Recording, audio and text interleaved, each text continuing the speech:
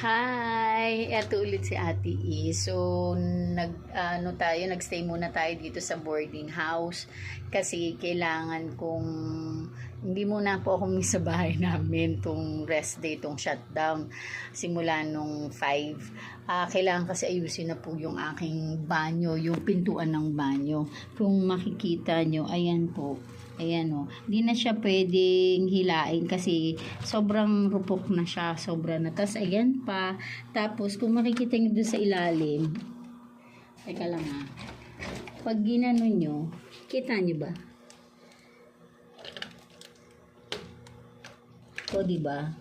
So hindi na siya ang tawag dito nakakabit. Yung bisagra pala. So hindi na siya pwede. So yun, napakabuti naman po na aking may-ari ng bahay kasi nagpapunta ka